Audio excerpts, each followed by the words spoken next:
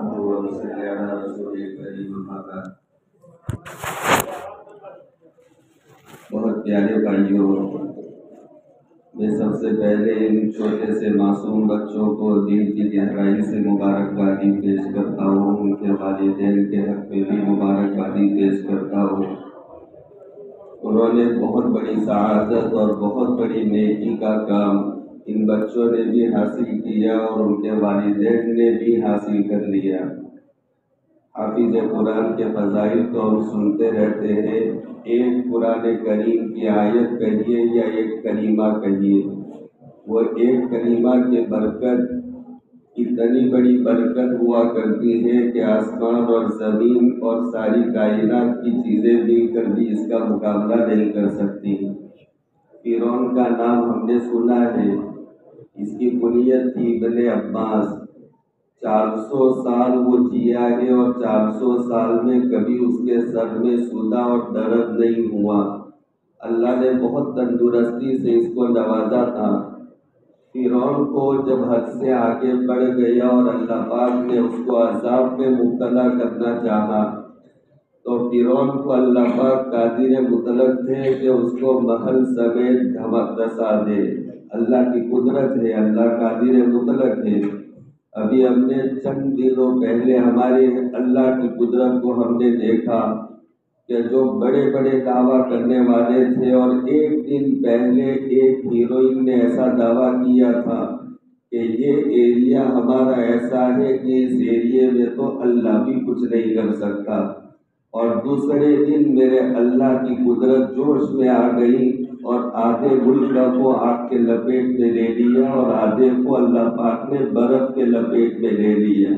یہ میرے اللہ کی قدرت ہے۔ ایک ساتھ دو زیدوں کو آدھا ملک آگ میں چل رہا ہے اور آدھا ملک وہ برف کے اندر برابر پگھل رہا۔ اللہ تبارک و تعالیٰ کی قدرت کا مقابلہ کوئی نہیں کر سکتا۔ حضرت تھانوی قدس سرہ نے بیان فرمایا، اللہ پاک نے زمین میں رگیں بنائی ہیں، نسیں بنائی۔ ہمارے بدن میں بھی اللہ پاک نے بہت رگیں اور نسیں بنائی۔ ہمارا صرف یہ ہارٹ اور دل ہے، دل میں اور ہارٹ میں اللہ پاک نے اتنی رگیں بنائی ہیں کہ 1,88,000 میل تک وہ رگیں پھیلتی رہے۔ یہ صرف ہارٹ میں اللہ پاک نے اتنی رگیں بنائی۔ پورے بدن میں نامعلوم اللہ پاک نے ایسی کتنی رگیں اور نسیں بنائی۔ ایسے حضرت تھانوی قدس سرہ فرماتے کہ زمین میں اللہ پاک نے رگوں کو بنایا، نسوں کو بنایا، اور ایک رگ پر اللہ پاک نے ایک فرشتے کو مسلط کیا، اس کے ہاتھ میں وہ رگ کی ڈور ہے۔ اور میرا اللہ جب چاہتا ہے کہ یہ علاقے کو تباہ کر دینا تو وہ فرشتے کو حکم کرتا ہے کہ یہ رگ کو کھینچو۔ وہ پتنگ کی ڈور کی طرح آہستہ آہستہ وہ کھینچتا ہے۔ نتیجہ یہ ہوتا ہے کہ زمین پھٹتی ہے اور پورا کا پورا شہر زمین میں دس جاتا ہے۔ 2000 کا سال آپ کو اور ہمیں سب کو یاد ہے کہ ہم رات کو سوئے تھے، کچھ نہیں تھا۔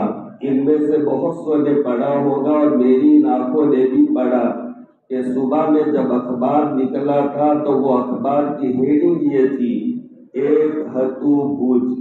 سمجھتے ہو اس کا مطلب؟ یعنی کل تک وہ بھوج تھا لیکن آج وہ بھوج کا کوئی نام و نشان نہیں۔ ایک ہتھو بھوج وہ تھا لیکن آج نہیں ہے۔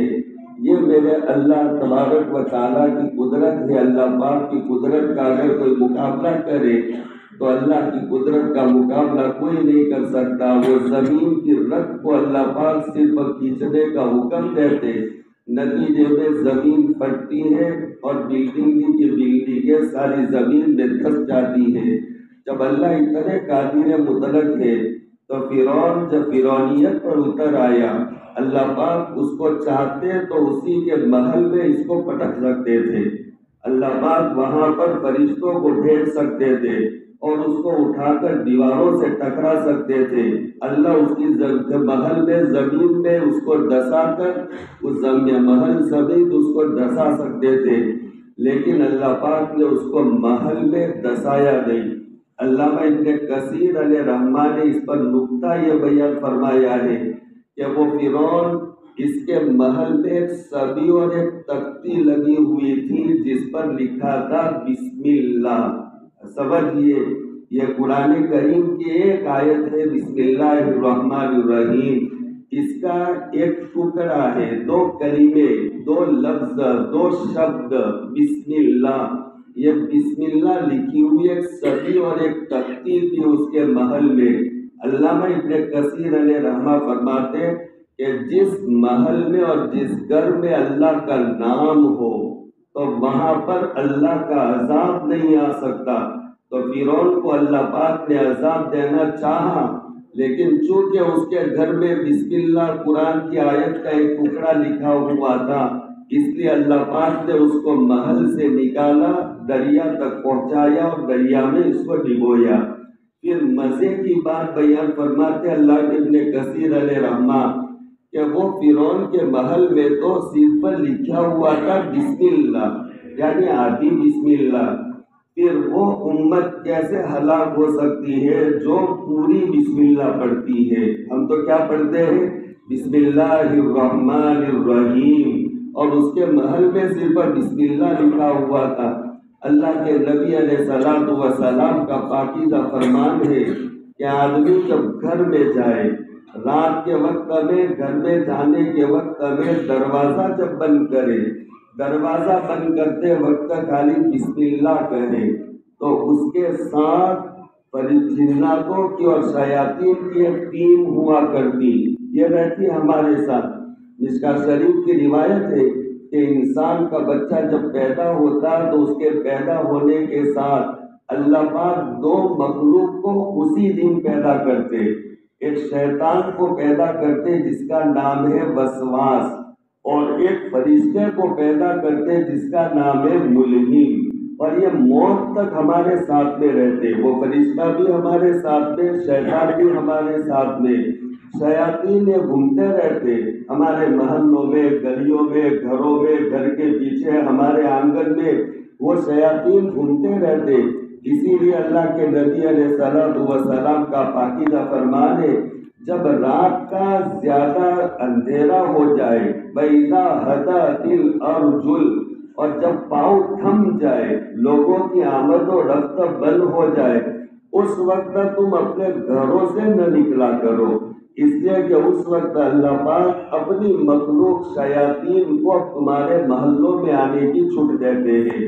وہ تمہارے محلوں میں آئیں گے، تمہارے گیٹ کے سامنے آئیں گے، تمہارے آنگن میں آئیں گے، تمہارے گھر کے پیچھے اگر کوئی ہڈی پڑی ہو تو وہ آ کر کے اس کو چبائیں گے۔ بخاری شریف کی روایت ہے کہ جب وہ جنات اور وہ شیاطین کی مخلوق کسی ہڈی کے اوپر سے گزرتی ہے تو اللہ وجدہ اکثر مما کان، تو اللہ پاک اس پر اتنا گوشت پیدا کر لیتے جو اس سے پہلے تھا۔ اس لیے میں ہمارے بچوں کو مدرسے میں اکثر کہا کرتا ہوں، بیٹا رات کو اگر آپ 1 بجے 2 بجے آنکھ کھل جائے، آپ کے کمرے کے پیچھے کوئی کٹ کٹ کی آواز آئے، آپ استنجا کرنے کے لیے جاؤ اور باہر کسی کے چلنے کی آواز آئے، تو یہ تو آج نہیں آئی، روزانہ آتی ہے۔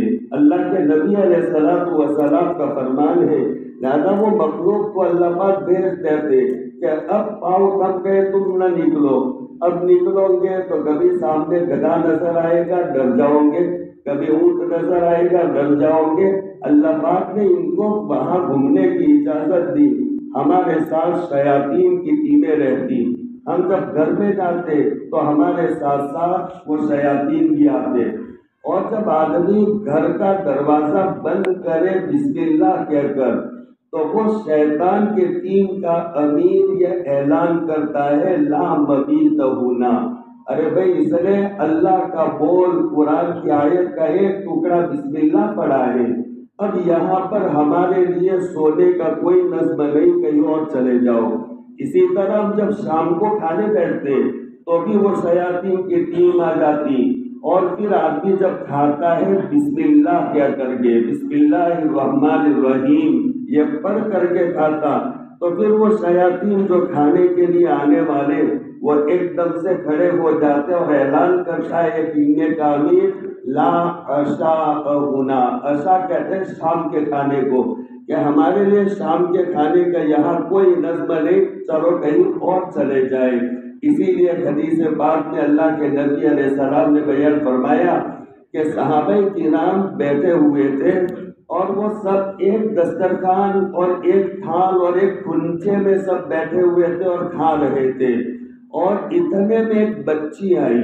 حدیث کے الفاظ ایسے ہیں کأنہا تدفع، گویا کہ کسی نے ایک بچی کو زبردستی چل بیٹھ یوں دھکا دے کر کے اس کو بٹھایا ہو، ایسے وہ مجمع کے بیچ میں صحابہ کے درمیان میں سے ایک دم گھس کر کے اندر بیٹھی، اور اندر بیٹھ کر کے پھر سیدھا تھال میں اس نے ہاتھ ڈالا۔ اللہ کے نبی علیہ السلام نے اس کا ہاتھ پکڑ لیا اور آپ نے ہاتھ پکڑ کر فرمایا اس کے ہاتھ کے نیچے شیطان کا ہاتھ ہے، یا دوسرے آنکھیں نہیں دیکھ رہی تھی، اللہ کے نبی علیہ السلام دیکھ رہے تھے۔ ہم سب کھا رہے تھے اللہ کے بول بسم اللہ کے ساتھ میں، تو وہ شیطان کو کھانے کا موقع نہیں ملا تھا، تو وہ شیطان اس بچی کو پکڑ کر کے لے کر کے آیا، اور لے کر کے اس نے جلدی سے دھکا دے کر دکھایا کہ وہ بغیر بسم اللہ کے وہ کھانا شروع کرے تو میرے لیے کھانا حلال ہو جائے۔ تو وہ بسم اللہ، اس میں صرف اتنا پاور ہے، اللہ کا عذاب اس گھر میں نہیں آ سکتا۔ بسم اللہ کہہ کر آپ گیٹ بند کر دو تو وہاں پر شیطان کی انٹری نہیں ہو سکتی۔ آپ کھانا کھاؤ اور بسم اللہ کہہ کر تو شیطان وہ کھا نہیں سکتا۔ بھول گئے ہو تو حدیث میں ہے اگر کلمہ بسم اللہ کا بول دو درمیان میں تو کھایا ہوا بھی اس کے پیٹ میں ٹک نہیں سکتا، وہ کھایا ہوا بھی وہ اگل دے گا۔ یہ اتنا پاور ہے صرف بسم اللہ میں۔ میں نے ایک تفسیر میں پڑھا ہے کہ آیت الکرسی اتنی زبردست پاور والی آیت الکرسی ہے کہ بہت بڑا ابلیس ہمارے مقابل میں آ جائے اور سامنے بالکل کھڑا ہو، آپ آیت الکرسی پڑھو تو پڑھتے رہو گے تو مقابلہ کرتا رہے گا، آپ کا مقابلہ کرتا رہے گا۔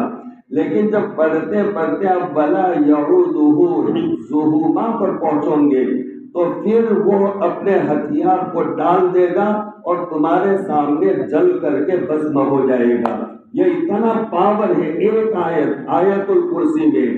آپ صرف اپنے گھر میں اگر ڈر لگتا ہو تو گھر کے بیچ میں آپ کھڑے ہو کر کے یہ کونے سے یہاں انگلی سے اشارہ کر کے اللہ لا الہ الا هو الحی القیوم لا تأخذہ سنۃ ولا نوم، یہ آیت الکرسی یوں پڑھتے رہے، حساب اس کو کہا جاتا پورے گھر کا اور گیٹ کا، اور پھر اس کے بعد جہاں چلے تھے وہاں تک آ کر آیت الکرسی آپ پوری کرے، ہاتھ پر آپ پھونک مارے اور 3 مرتبہ تالی بجائے۔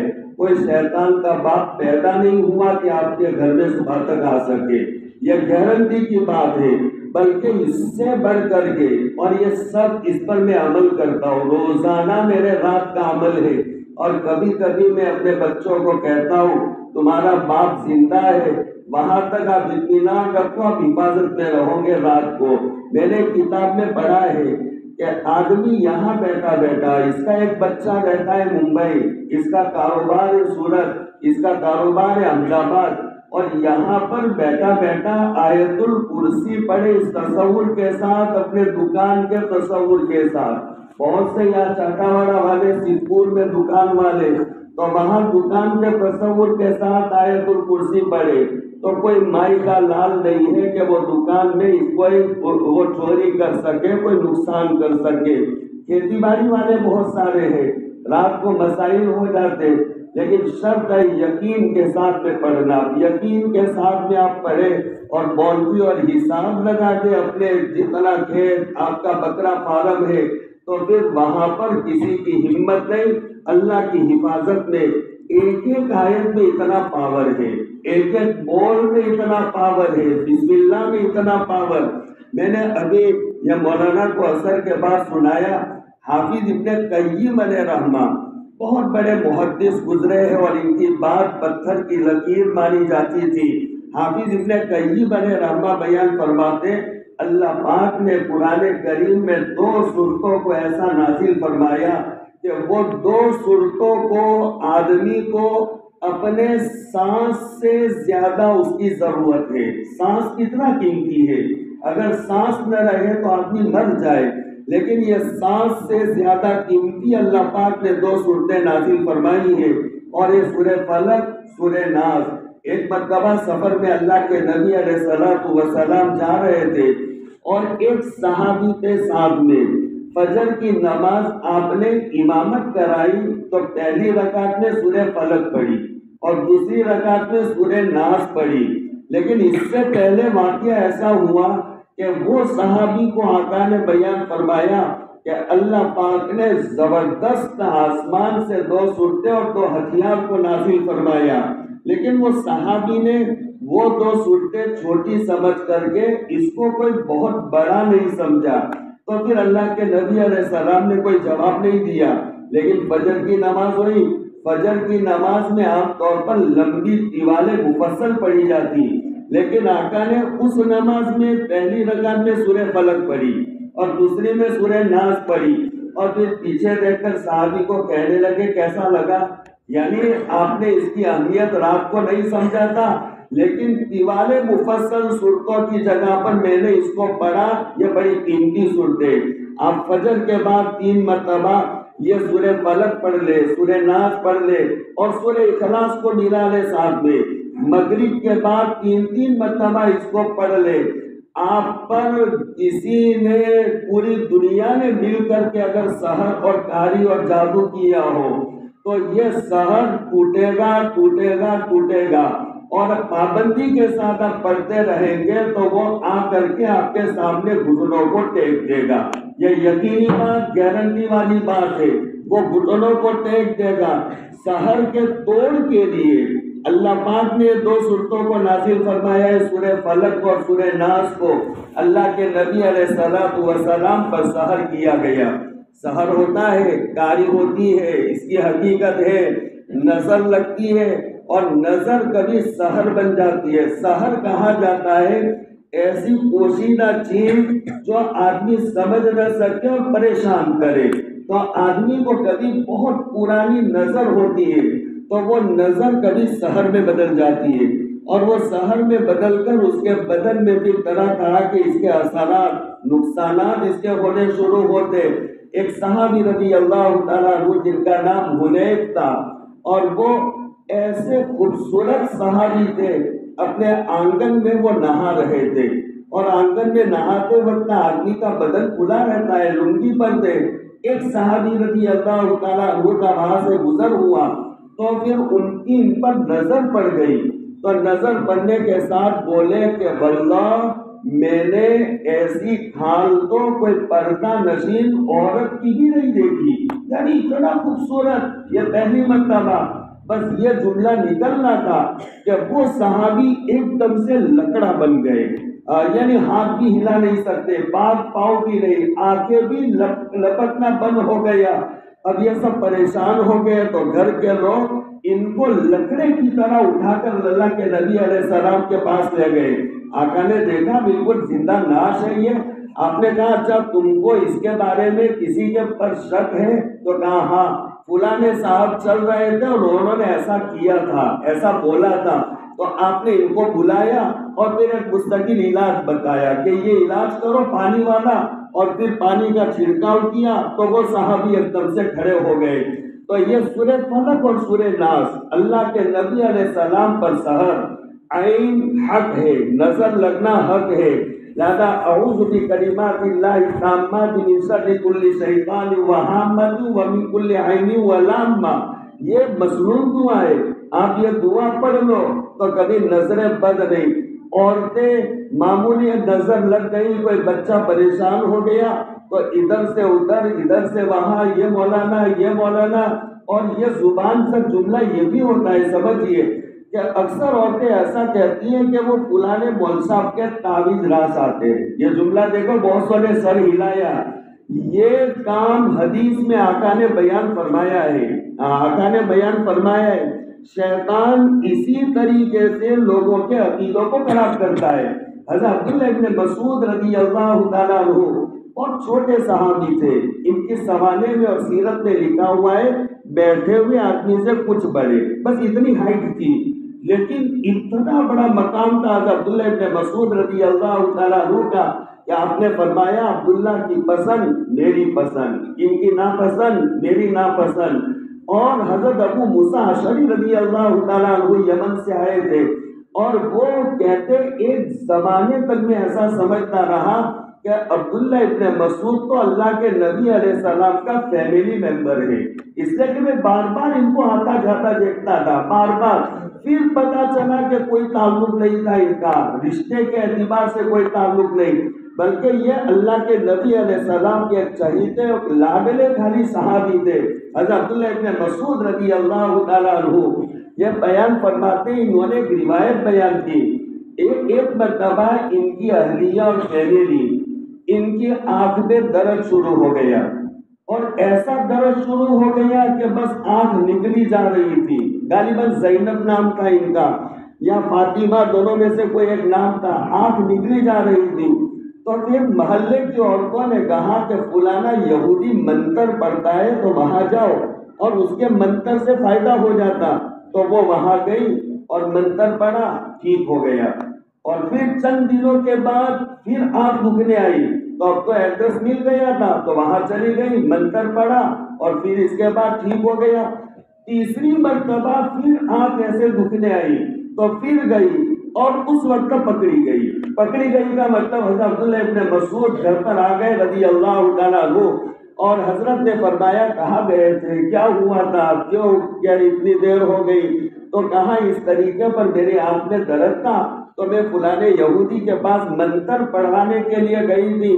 تو کہا اللہ کی بندی وہاں جانے کی کیا ضرورت ہے، یہ باپو تو لٹیرے ہوتے، لہذا وہ جیب کے ایمان کے لٹیرے ہوتے، وہاں پر جانے کی کیا ضرورت ہے؟ تو پھر حضرت عبداللہ ابن مسعود رضی اللہ تعالیٰ عنہ ان کی فیملی نے ان سے کہا کہ دیکھو آپ ایسا کہتے ہو، حالانکہ حقیقت یہ ہے کہ میری آنکھ نکلی جا رہی تھی اور ان کے منتر کی وجہ سے یہ ٹھیک ہو گیا، ان کے منتر کی وجہ سے. تو پھر حضرت عبداللہ ابن مسعود نے ان کو جو بات سنائی کہ دیکھو آقا نے فرمایا کہ کبھی شیطان ایسا کرتا ہے کہ شیطان خود کسی جگہ پر تمہیں درد اور تکلیف پہنچاتا ہے، اور وہ درد اور تکلیف پہنچا کر ایڈریس بھی دیتا ہے کہ وہاں پر جاؤ، اور وہاں پر تمہیں لے جاتا، اور وہ جب علاج کرنا پڑے گا تو وہ اپنے ہاتھ کو اور وہاں سے تکلیف کو ہٹا لیتا تو ٹھیک ہو جائے گا. تو وہ شیطان آپ کو لے گیا اور وہاں عامل کے پاس گئے اور کچھ پڑھا، ٹھیک ہو گیا وہ تکلیف. دوسری مرتبہ تو وہاں پر جائیں گے وہ پڑھے گا تو ٹھیک ہو جائے گا. اب دوسری جگہ جائیں گے تو ٹھیک نہیں، وہ بھی سورہ فاتحہ پڑھتے، وہ بھی سورہ فاتحہ پڑھتے. کیا مطلب سمجھ میں آتا ہے؟ وہ آپ نے حضرت عبداللہ ابن مسعود نے فرمایا کہ وہ شیطان اس انداز سے لوگوں کے عقیدے کو خراب کرتا ہے. اللہ کی بندی اگر ایسا ہو تو اللہ کے نبی علیہ الصلوۃ والسلام نے جو دعا بتلائی ہے لہذا وہ دعا تم پڑھا کرو اور اس طریقے پر جانے کی ضرورت نہیں ہے. تو سورہ فلق سورہ ناس یہ دو صورتیں اللہ کے نبی علیہ السلام پر سحر ہوا تھا. لبید ابن عاصم یہودی کی لڑکیوں نے سحر کیا تھا، اور ایک روایت میں ایسا ہے کہ 6 مہینے تک سحر کا اثر رہا، 6 مہینے تک. اور پھر آقا پر بہت زیادہ اس کا اثر ہونے لگا. ایک مرتبہ اللہ کے نبی علیہ السلام سوئے ہوئے تھے تو نیند کی حالت میں 2 فرشتے آئے اور آپ نے خواب دیکھا. نبی کا خواب وہی ہوتا ہے، ہمارا خواب بکواس ہوتا ہے. یہ میں نے جو کہا حقیقت ہے. بعض ایسے پمفلیٹ چھپتے ہیں اور اس میں کہ شیخ احمد نے ایسا خواب دیکھا اور ایسا کرو ویسا کرو، اتنوں کو بانٹو، جو نہیں بانٹے گا تو پھر یہ نقصان ہو جائے گا، فلانا اجڑ گیا. یہ سب بکواس ہے، اور اس پر اعتقاد اور یقین رکھنا یہ ایمان کے جھول کی علامت ہے. وقت کا ولی قطب ابدال غوث نجیب حسیب یہ ولایت کے درجے ہیں. اس سے بڑھ کر صحابی اور صحابہ میں صدیقیت کا مقام، پھر نبوت کا مقام ہے، پھر الہیت کا مقام ہے. تو اگر کوئی صدیق بھی خواب دیکھے اور وہ صدیق خواب دیکھے تو اس پر بھی عمل کرنا ہمیں ضروری نہیں ہے، لیکن نبی کا خواب یہ حجت ہوتا۔ ہمارے خواب تو قرآن کریم میں جو بیان کیا وہ اذغاث و احلام، تحویل شیطانی، کبھی کبھی کسی کو رؤیا صالحہ نصیب ہو جاتا، ورنہ عام طور پر یہ ہمارے جو تصورات دن بھر کے جو سوچ ہوتے ہیں، بہت اکثر مجھے فون احمد آباد سے آتے، وہ احمد آباد والے زیادہ خواب دیکھتے ہوں گے، اور وہ فون آتے کئی جگہ سے ایڈریس ایسا مل گئی ہے، خواب کی تعبیر پوچھنی، اولا جواب دیتے بھائی خواب کی تعبیر مت پوچھو، آپ نے یہی بیان فرمایا ہے۔ خواب اتنا نازک ہوتا ہے کہ الا رجلی طائر، پرندے کے پاؤں پر پڑے پر کی طرح، کہ وہ پرندہ کب چلے گرے، اتنا نازک مسئلہ خواب کا ہوتا ہے۔ علامہ قاسم نانوتوی علیہ رحمہ کے پاس ان کے ایک شاگرد آ گئے اور آ کر کہنے لگے کہ حضرت میں نے خواب دیکھا ہے، اور میں نے خواب ایسا دیکھا، میں نے خواب میں بطخ دیکھی ہے، بطخ۔ تو حضرت نے فرمایا تمہیں نوکری لگ جائے گی، پڑھانے کی جگہ مل جائے گی، اگر تم کہو تو میں 20 روپے میں نوکری اور کہو تو 30 روپے میں۔ تو کہا حضرت یہ کیسے، 20 روپے میں خواب میں نے دیکھا اور آپ کہو تو 20 روپے میں اور آپ کہو تو 30۔ تو کہا کہ بطخ کو عربی میں کہتے بطن، اور اسی کو عربی میں کہتے بطن۔ اگر میں بطن پڑھ کر کے تعبیر دوں گا تو اس کے نمبر بنتے ہیں 20، تو 20 روپیہ نوکری تمہیں ملازمت، اور بطن پڑھوں گا تو 30 ہو جائیں گے۔ ایک صاحب آئے علامہ ابن سیرین علیہ رحمہ کے پاس اور آ کر کے کہنے لگے کہ حضرت میں نے خواب دیکھا۔ کیا خواب دیکھا؟ کہ میں انڈا میرے ہاتھ میں انڈا پھوڑتا ہوں اور اس کی زردی کو گولا، اس کی زردی کو ڈال دیتا ہوں اور سفیدی کو لے لیتا ہوں۔ تو حضرت نے کہا سچ میں خواب دیکھا؟ کہ ہاں سچ میں دیکھا۔ ارے برابر سوچ کے بولو۔ ارے حضرت 3 دن سے میں ایسا خواب دیکھتا ہوں۔ تو حضرت نے فرمایا پکڑو اس کو، یہ کفن چور ہے، یہ کفن چور ہے، اور یہ حقیقت ہے۔ ایک صاحب آ گئے اور آ کر کے کہنے لگے کہ میرے ہاتھ میں دودھ کا پیالہ ہے، اور وہ دودھ کا پیالہ ایک دم سے پیالہ چھٹک گیا اور وہ پھوٹ گیا اور دودھ میرے ہاتھ میں ایسا ویسا رہ گیا۔ تو کہا سچا خواب دیکھا؟ کہا۔ تو کہا کہ یقین تمہاری بیوی حاملہ ہے؟ کہا۔ کہ وہ بچہ جنے گی، مرے گی، بچہ بچ جائے گا، اور ایسا ہی ہوا۔ یہ میں سمجھا تو کتنا نازک ہے، تو کیوں پوچھنا چاہیے؟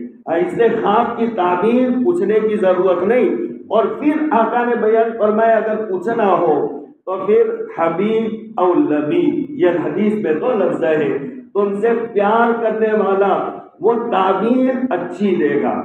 سانپ کی تعبیر، کوئی خواب میں سانپ دیکھے تو موت بھی ہو سکتی ہے، مال بھی ہو سکتا ہے۔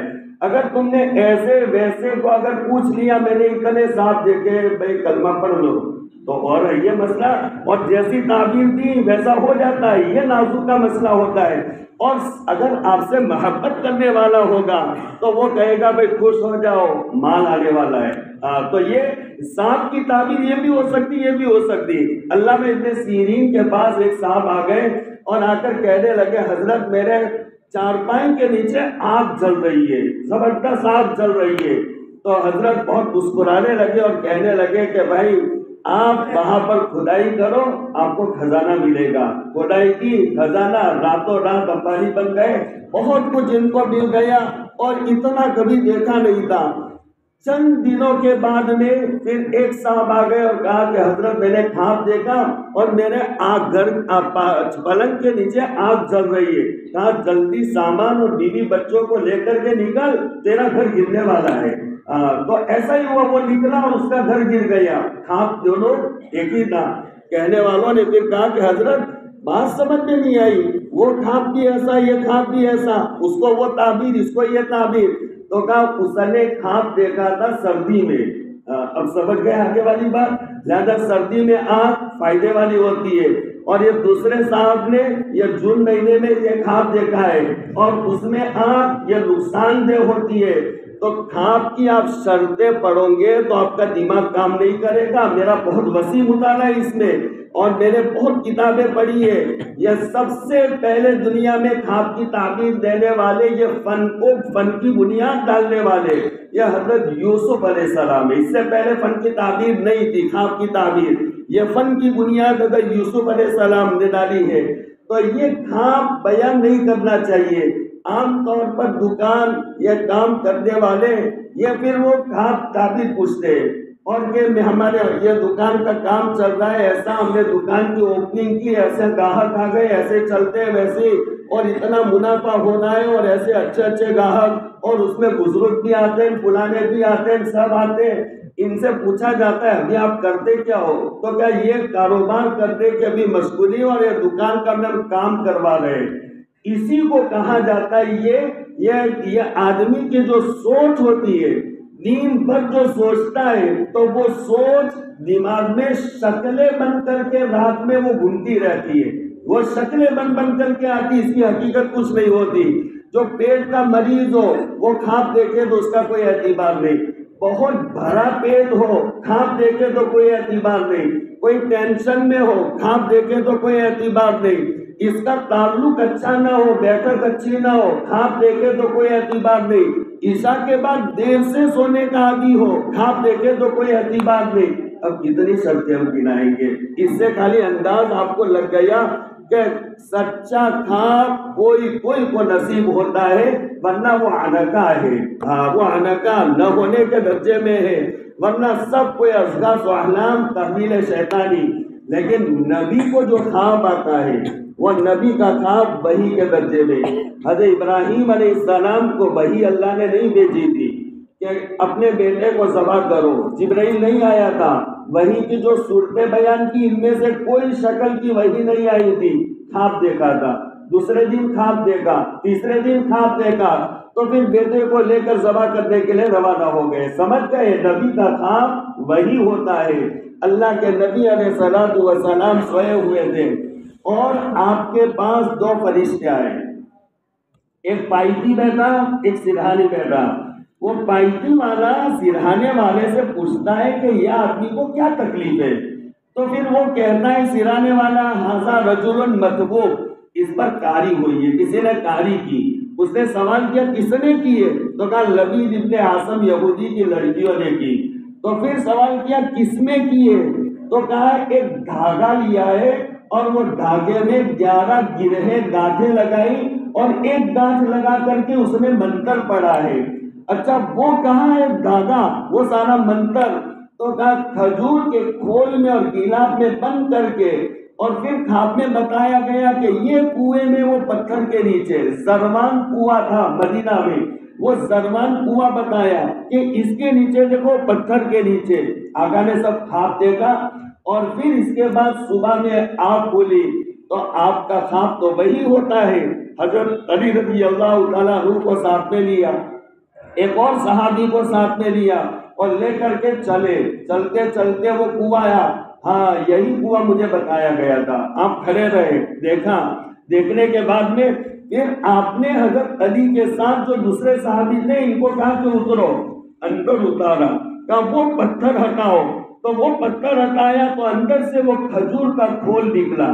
پانی میں پڑے رہنے کی وجہ سے حدیث کے الفاظ ہے کأنہ رؤوس الشیاطین، گویا کہ شیطانوں کا سر بنا ہوا ہو، ایسا وہ بد شکل بنا ہوا تھا۔ آپ نے کہا اس کو نکالو، وہ نکال کر لایا گیا، اس کو کھولا، اس میں سے وہ دھاگا نکلا۔ اس وقت کا میرے قادر مطلق اللہ نے یہ 2 صورتوں کو نازل کیا جس میں 11 آیتیں ہیں، اور اس میں کہا گیا ایک آیت کو کھولو، ایک آیت پڑھو اور ایک گرہ کھولو، دوسری کو پڑھو، دوسری گرہ کھولو۔ 11 آیتیں پڑھی گئی اور 11 گاٹھیں کھولی گئی اور آپ پر سے سحر کا اثر بالکل ختم ہو گیا۔ یہ 2 صورتوں میں ایسا پاور، ایک آیت میں، ان صورتوں میں۔ اب ان بچوں کے سینوں میں اللہ پاک نے پورے قرآن کو محفوظ کر لیا۔ اب یہ تو کامیاب ہو گئے، کامیاب۔ اللہ کے نبی علیہ الصلوۃ والسلام نے جو فضائل بیان کیے، میں بیان تو کچھ اور ہی کرنے والا تھا، لیکن یہ سب باتیں میری یوں کہیے الگ باتیں ہو گئی، مجھے کچھ اسی پر 15-20 منٹ بات کرنی تھی، لیکن یہ بات یہ الگ نکل گئی۔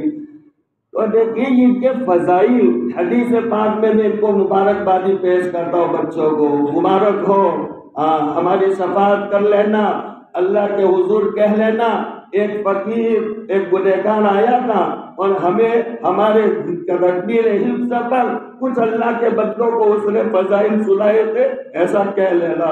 اور ایسے ہمارے بزرگان دین جو کبھی حافظ کو ڈانٹتے نہیں تھے، ایسے بھی ایسے اسلاف گزرے جو حافظ قرآن کے سامنے اپنے پاؤں کو نہیں پھیلاتے تھے، اتنا ادب کیا کرتے تھے۔ اس لیے کہ اذا جعل القرآن فی ایہا فألقی فی النار محترق، ملا علی بن سلطان القاری علیہ رحمہ اس حدیث پاک کی تشریح میں بیان فرماتے ہیں، قرآن کو جب چمڑے میں لپیٹ کر اگر آگ میں ڈال دیا جائے تو وہ آگ میں پاور نہیں ہے کہ اس کو جلا سکے۔ ملا علی قاری اس کی تشریح میں لکھتے ہیں، اس کا مطلب یہ ہے کہ قرآن جس چمڑے میں یعنی کسی انسان کی باڈی میں آ جائے اور اس کو اگر خدا نخواستہ جہنم کی آگ میں اگر اللہ کبھی ڈالے گا نہیں حافظ قرآن کو، جو مولانا نے انا نحن نزلنا الذکر وانا لہ لحافظون، اللہ پاک خود قرآن کی حفاظت کا وعدہ کرنے والے۔ اب اللہ نے حفاظت کا وعدہ کیا، یہ اسباب دارالاسباب ہے، ان اسباب کے طور پر میرے اللہ نے ان معصوم بچوں کے سینوں کو چولا ہے۔ یہ اللہ کے امانہ ہے، یہ اللہ کے حفظہ ہے، یہ حفاظت کرنے والے۔ لہذا جو اللہ نے اپنے کلام کی حفاظت کے لیے جن کو چنا ہو، لہذا وہ کیسے جہنم میں جا سکتے ہیں؟ اور اگر بالفرض جانا پڑا، ملا علی بن سلطان القاری بیان فرماتے محترق، وہ آگ میں پاور نہیں ہے کہ وہ ان کو جلا سکے۔ حملۃ القرآن اولیاء اللہ، حاملین قرآن یہ اللہ کے دوست ہے، اللہ کے ولی ہے۔ حاملین قرآن کا معنی حافظ قرآن بھی ہو سکتا ہے، اور حدیث پڑھانے والا بھی ہو سکتا ہے، تفسیر پڑھانے والا بھی ہو سکتا ہے، قرآن ناظرہ پڑھانے والا بھی ہو سکتا ہے۔ یہ حاملین قرآن یہ اللہ کے دوست ہے، یعنی ان کے سینوں میں قرآن محفوظ ہو گیا۔ اور ان سے کہا جائے گا یقال لقاری القرآن اقرا ورتقی ورتل القرآن کما ترتل فی الدنیا فإن منزلتک عند آخر آیت تقرؤها۔ قرآن پڑھنے والے قاری قرآن، یہ قاری قرآن سے مراد حافظ قرآن بھی ہے، اور ہم حافظ نہیں۔ اللہ نے مجھے 5 بچے دیے، میں نے اپنے 5 بچوں کو حافظ بنایا، اور میں نے اپنی زندگی میں ایک اصول یہ بنایا، بہت سو کو کہتا ہوں، بچہ اگر کمزور ہو تو آپ عالم نہ بناؤ لیکن حافظ ضرور بناؤ، حافظ ضرور، اس لیے کہ وہ حفظ کی برکت سے رمضان میں قرآن کو ہاتھ میں لے گا۔ حافظ کہا جائے گا تب بھی وہ اپنے آپ کو ذرا سنبھال کر کے رکھے گا، عالم نہ بن سکے تو حافظ بناؤ۔ ہم تو حافظ نہیں، لیکن یہ حدیث تسلی والی ہے، یقال لقاری القرآن، ایک حدیث میں یقال لصاحب القرآن، جس کا تعلق قرآن سے ہوگا، ناظرہ پڑھے گا، تو اس سے بھی کہا جائے گا کہ اقرا پڑھو، قرآن سے مشغلہ نہ تمہارا، پڑھتے رہو اور چڑھتے رہو، اور کیسے اطمینان کے ساتھ میں قرآن ٹھہر ٹھہر کر پڑھو جیسے دنیا میں پڑھتے تھے، اس لیے کہ ٹھہر ٹھہر کر پڑھو گے تو تم زیادہ چڑھتے رہو گے، اطمینان سے پڑھو گے تو درجے زیادہ چڑھو گے۔ فَإِنَّ مَنْزِلَتَكَ عِنْدَ آخِرِ آیَةٍ تَقْرَؤُهَا، تمہارا درجہ وہ آخری آیت جہاں پڑھتے پڑھتے تم پہنچو گے۔ لہذا یہ مقام ہے، من قرأ القرآن وعمل بما فيه البس والداه تاجا يوم القيامة ذوقه احسن من ذوق الشمس لو كانت في بيوتكم فما ظنكم بالذي عمل بها۔ یہ حافظ قرآن، یہ بچے حافظ ہونے والے، ان کے والدین سنے۔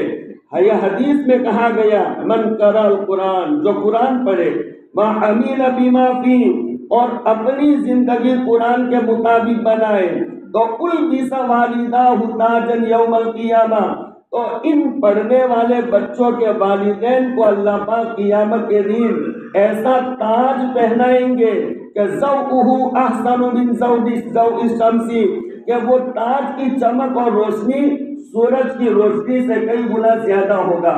قربان جائے، آقا نے کیا فرمایا؟ لو کانت فی بیوتکم، سورج اکیلا करोड़ों मील दूर चमकता है तो पूरी दुनिया में रोशनी फैलाता है।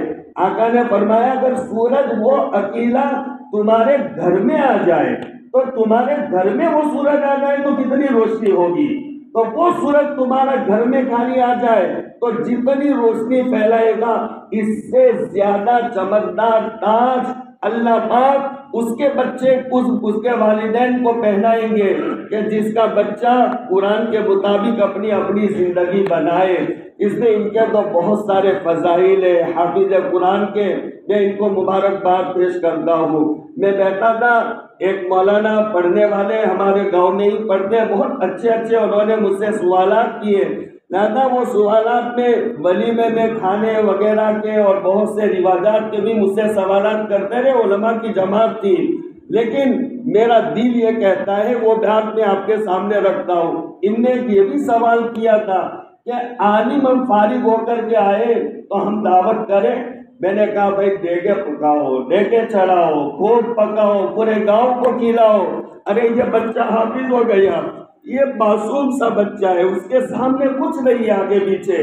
अब इसके वालिदैन, मैं इनको कहता हूँ उनके वालिद अगर सुनते हो तो इनकी माँ अगर सुन रही हो मेरी आवाज को, ये हाफिज कुरान होने वाले बच्चे अगर तुम्हारे घर आए तो आप इनकी पेशानियों को चूमो, उनकी जुबान को अगर हिम्मत हो तो बोसा दो।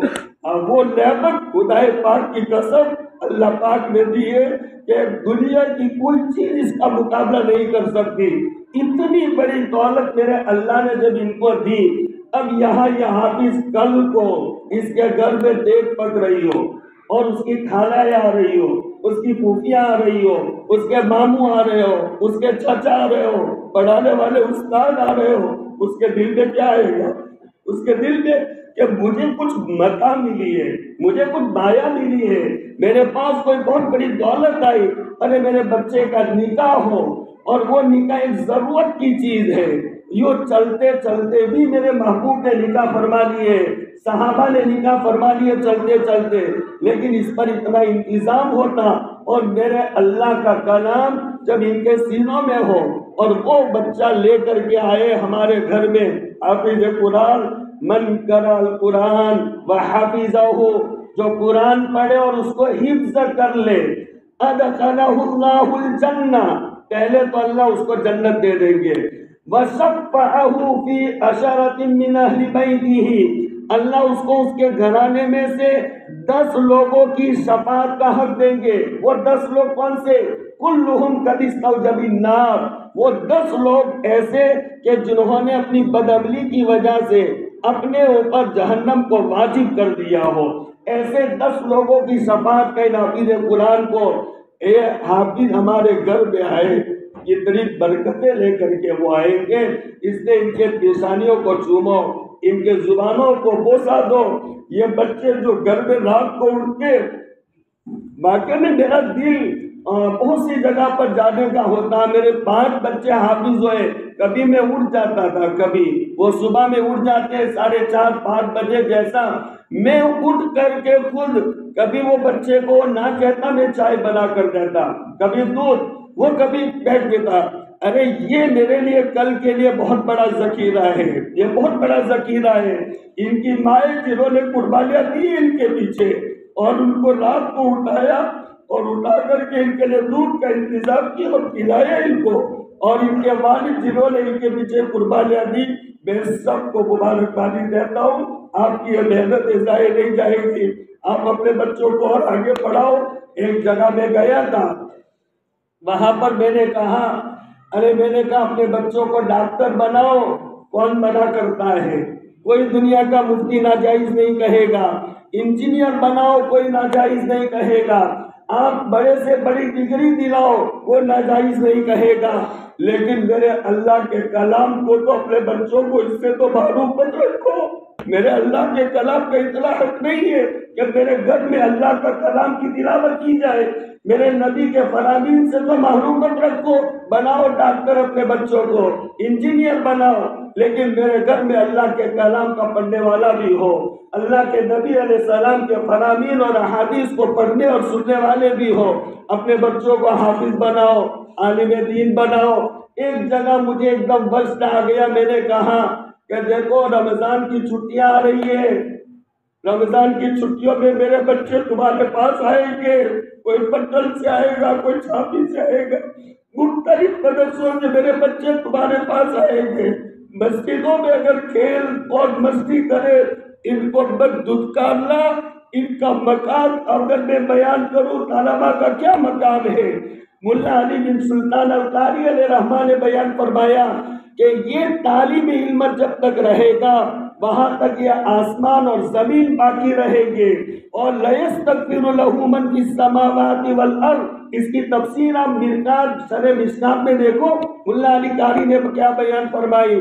میں نے کہا بخاری شریف کی روایت ہے، بخاری شریف میں کہا گیا ایک طالب علم کو محبت بھری نگاہ سے دیکھنے والا، یہ بھی اللہ پاک اس کو ثواب سے محروم نہیں کرتے۔ العلم خزائن، علم کا کوئی کنارہ نہیں ہے، سمندر بھرے علم خزائن و مفاتیحها سوال، وہ خزانوں تک پہنچنے کی چابیاں پوچھنا ہے، پوچھو گے تو علم ملے گا، پوچھو گے تو علم ملے گا۔ اور وَيُجَرُ فِيهِ أَرْبَعٌ، اور وہ ایک آدمی سوال کرے گا علم کا تو 4 آدمیوں کو اللہ پاک اجر اور ثواب عطا فرمائیں گے۔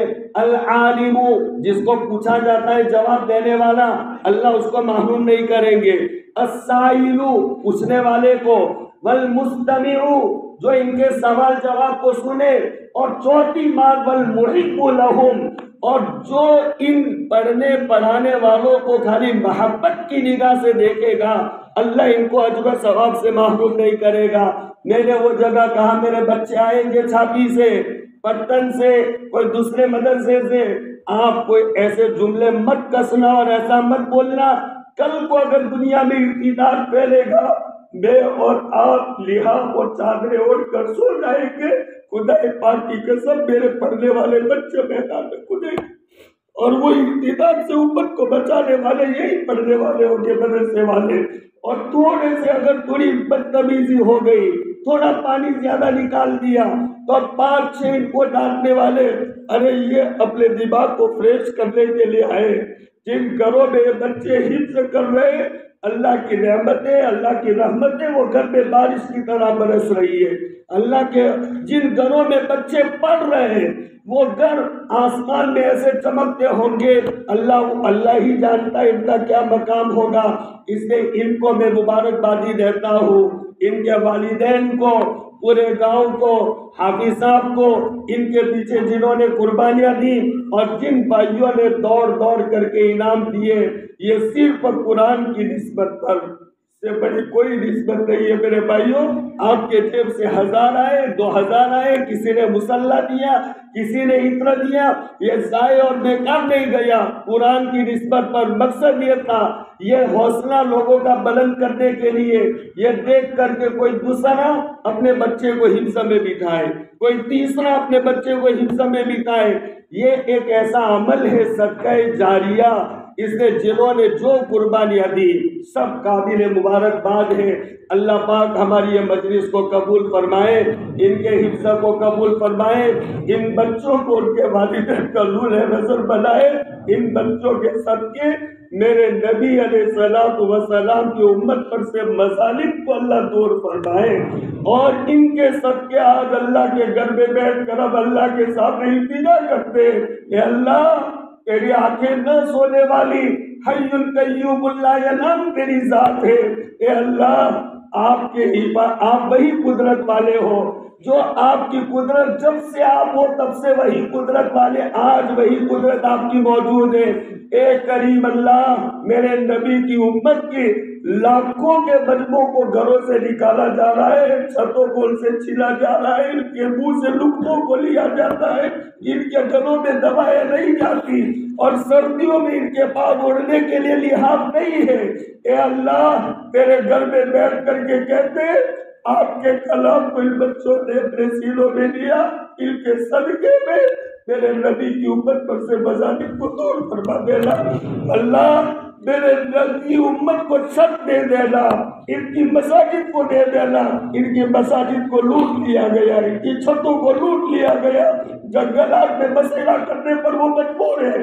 اللہ ان کو قبول فرمانا، ان کے والدین کو قبول فرمانا، ان کے اساتذہ کو قبول فرمانا، ان کے پیچھے محنت کرنے والوں کو قبول فرمانا، اور جو ان کے پیچھے جو قربانیاں دینے والے، اللہ ان سب کو قبول فرمانا، اور اجر عظیم سے اللہ پاک تو ان کو نوازنا۔ اور ان بچوں سے آخری بات یہ کہتا ہوں، بیٹا قرآن کو خوب پڑھنا اور گھروں میں قرآن پڑھنا۔ میں اپنے شیخ کی بیان سن رہا تھا 2 دن پہلے، انہوں نے ایک اچھی بات بیان فرمائی، قرآن کریم کی تلاوت یہ صرف روحانی ترقی کا ذریعہ نہیں بلکہ جسمانی بیماریوں کا بھی علاج ہے۔ اللہ معاف کرے قرآن پڑھا نہیں جاتا، میں سب کو کہتا ہوں میں بہت بڑا مجرم ہوں، کوشش کرتا ہوں کہ کچھ معمولات بنے لیکن پابند نہیں ہوں، قرآن کریم کی تلاوت ہونی چاہیے۔ میں اکثر یہ کہتا ہوں اپنے گھروں میں اپنی بچیوں کا مزاج بناؤ، فجر کے بعد یاسین شریف کی تلاوت گھر میں ہو، یاسین شریف کی تلاوت فجر کے بعد ہوتی ہے، پورے دین کا کام اللہ آسان فرما لیتے، پڑھانے والا اگر پڑھے گا آسان فرما لیتے، کھیت میں کام کرنے والا اگر پڑھ کر کے جائے گا آسان کر لیتے، گھر میں کام کرنے والی عورت اگر پڑھے تو گھر کا کام آسان۔ اپنے گھر میں قرآن کی تلاوت کا معمول ہر ایک کا معمول ہونا چاہیے۔ رمضان سے رمضان ہم اللہ کے کلام کی تلاوت کرتے، یہ اللہ کا کلام ایسا نہیں ہے۔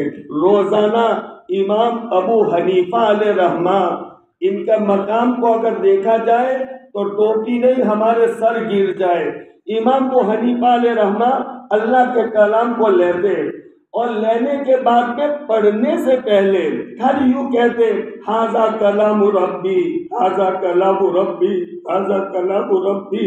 یہ کہتے کہتے طبیعت میں ایک ایسی کیفیت پیدا کاری ہو جاتی کہ وہ گر کر کے بے ہوش ہو جاتے۔ یہ حضرت امام ابو حنیفہ علیہ رحمہ، قرآن کے ساتھ میں ہمارا لگاؤ، جب یہ قرآن سے لگاؤ ہمارا ختم ہوا، آج ہم حالات کے شکار بن رہے، اس لیے آج جتنے بھائی بیٹھے ہوئے ہیں سب سے اللہ کے گھر میں ہم وعدہ کرتے ہیں سب مل کر آج سے روزانہ قرآن کریم کی تلاوت کریں گے۔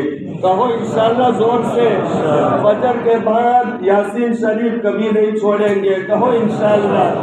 مغرب کے بعد سورہ واقعہ کبھی نہیں چھوڑیں گے، کہو انشاءاللہ۔ عشاء کے بعد سورہ ملک پڑھنا کبھی نہیں چھوڑیں گے، کہو انشاءاللہ۔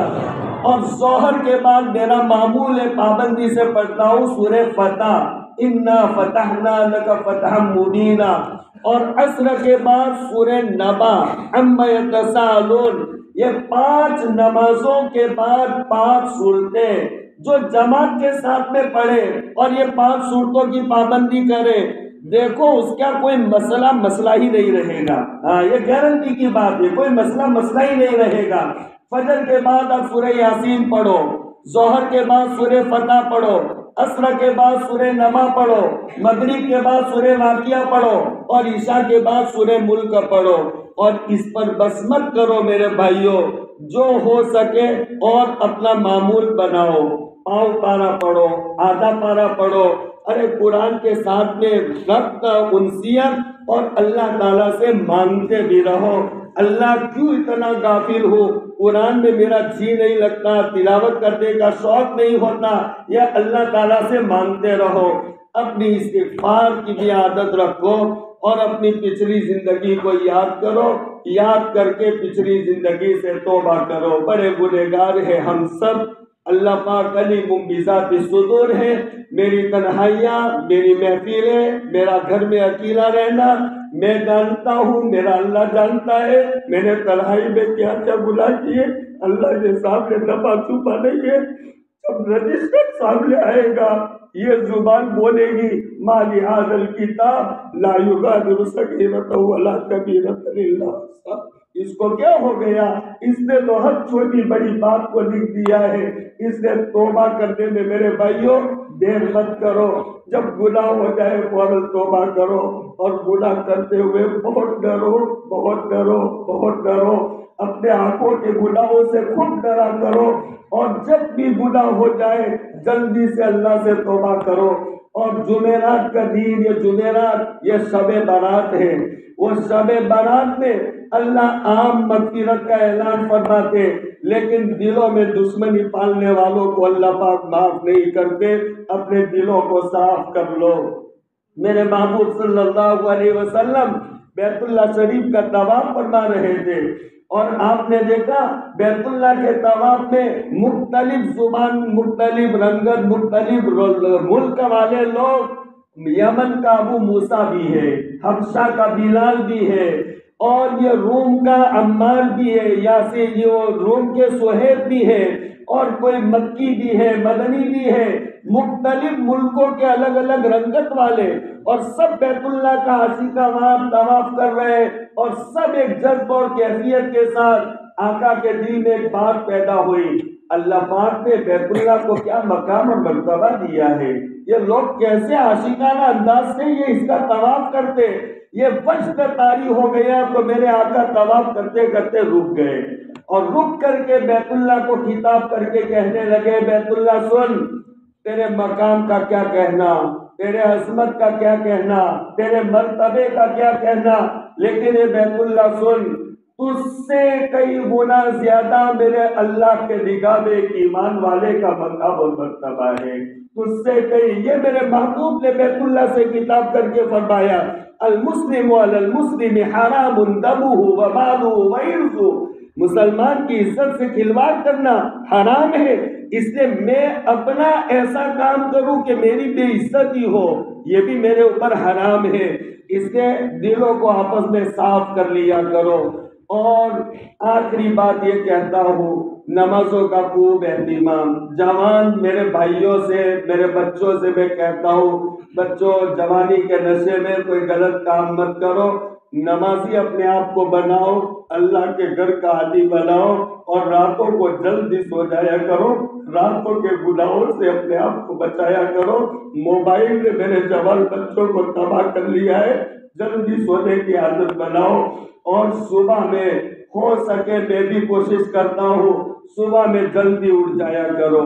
تہجد کی نماز 15 منٹ والی نماز کا نام نہیں ہے، یاد رکھنا، 1.25 گھنٹہ 1.5 گھنٹے کی نماز کا نام تہجد کی نماز۔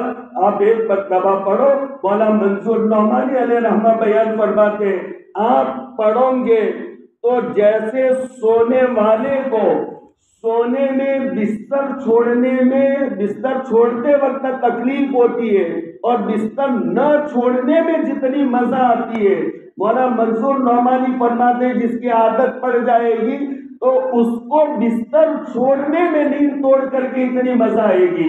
ارے 4:45 بجے اٹھ جاؤ، اور پیشاب پانی سے فارغ ہو کر میرے محبوب صلی اللہ علیہ وسلم لمبی نمازیں پڑھتے تھے، لمبی نماز کی آپ نیت باندھو گے، پھر دیکھو کیسا مزہ آتا ہے، کیسا مزہ، پھر آپ کے ہاتھ اٹھیں گے نہیں، اس سے پہلے میرے اللہ اپنی رحمتوں کی بارش تمہارے ہاتھوں میں برسائے گا۔ تو جلدی سو جانے کی عادت بناؤ، میرے نوجوان بچے بیکار ہوتے جا رہے ہیں، رات دیر رات تک کے وہ جاگنا اور محفلیں لگانا چھوڑ دو۔ تہجد کی نماز میں شفا ہے، اور سے اللہ سے مانگو نماز پڑھ کر کے، اور پوری امت کے لیے مانگو۔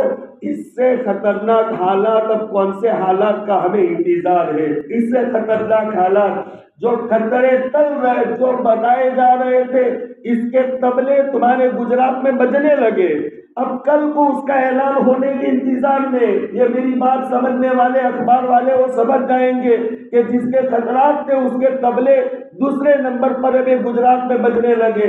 اب کون سے حالات کا انتظار میں ہے، ہم کب راہ راستہ پر بھی آئیں گے؟ اس لیے میرے بھائیوں، اللہ سے رجوع ہونے کا وقت ہے، اور یہ زمانہ بہت آزمائشوں والا زمانہ ہے. یہ آزمائشوں والا بادروا بالاعمال فتانا كقطع الليل المظلم يصبح مؤمنا ويمسي كافرا ويمسي مؤمنا ويصبح كافرا والا ماحول چل رہا ہے. اللہ پاک ہماری یہ مجلس کو بے انتہا قبول فرمائے، ہمارے بیٹھنے کو قبول فرمائے، جمع ہونے کو قبول فرمائے، سب کی قربانیوں کو اللہ پاک قبول فرمائے. میں دعا مانگتا نہیں ہوں، کہتا ہوں، یہ دعا ہی ہے. آپ آمین کہتے رہو، اس کے یہ دعا ہو جائے گی. اللہ پاک ان حافظ ہونے والی بچوں کے برکت سے ہم سب کی اللہ پاک مغفرت فرما دے. کہو آمین. اللہ پاک ان کی برکت سے سب بیماروں کو اللہ شفا عطا فرما دے. کہو آمین. اللہ پاک ان کی برکت سے پوری امت پر سے مظالم کو دور فرما دے. کہو آمین.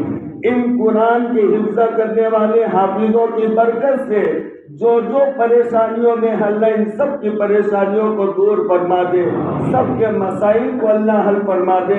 جن پر قرضے اللہ ان کی ادائیگی کی غیر سے شکلیں اور صورتیں پیدا فرما دے، اور جو جس بیماری میں مبتلا ہے اللہ پاک ان کو شفائے کاملہ عطا فرما دے. مجھے مولانا سے بہت محبت ہو گئی، بہت ادب سے مجھے کہا. میں بڑے یقین سے کہتا ہوں اللہ تیرے کلام کا آج ختم ہوا ہے، اس کی برکت سے حضرت مولانا کو اور جو بھی اس مرض میں مبتلا ہے اللہ سب کو شفائے کاملہ عطا فرما دے.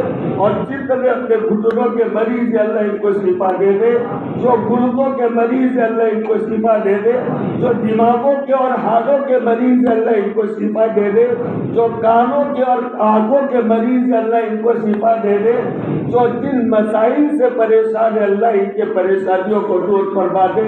اے کریم اللہ تیرے خزانے میں کوئی کمی نہیں. بہت سی تیری بندیاں اپنے گود کو ایک بچے سے بھرنے کے انتظار سے، اے میرے اللہ اپنے خزانے سے ان بے اولاد اپنی بندیوں کو صاحب اولاد بنا دینا، ان کو نیک اولاد سے نوازنا. اللہ جن کے دلوں میں جو ارمان، جو جذبات، جو تمنائیں اللہ تو بہتر جاننے والا ہے، اللہ ان کے ارمان، جذبات اور تمناؤں کو پوری فرمانا. اللہ ہمارے کہنے کو، سننے کو، ہمارے اس مانگنے کو اپنے دربار میں قبول فرمانا. محتاج بن کر کے اللہ جینے کی توفیق عطا فرمانا. ہر قسم کے گناہ سے اللہ پاک کو ہماری اور پوری امت کی حفاظت فرمانا. اے اللہ نیکیوں کا شوق پیدا فرمانا، قرآن کی تلاوت کا شوق پیدا فرمانا، کثرت سے تیرے محبوب پر درود پڑھنے کا شوق پیدا فرمانا، کثرت سے استغفار کرنے کی ہمت اور طاقت عطا فرمانا. اے کریم اللہ جو ہماری نمازیں قضا ہو گئی، روزے قضا ہو گئے، اے اللہ تو ہمیں اس کی قضا اور ادا کرنے کی ہمت اور توفیق عطا فرمانا.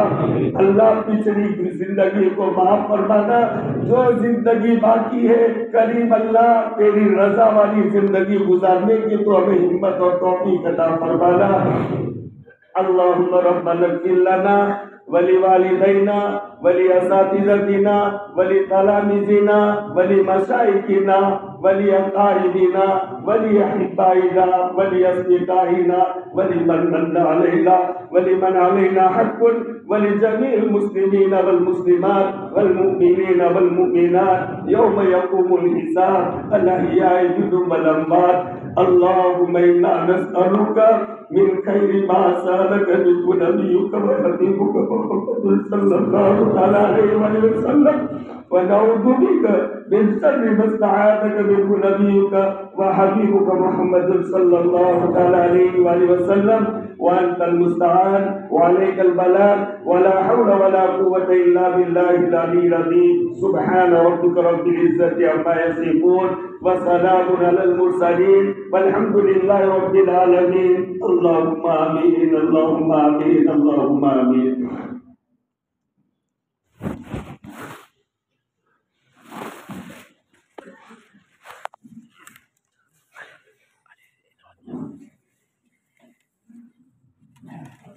دعا کے لیے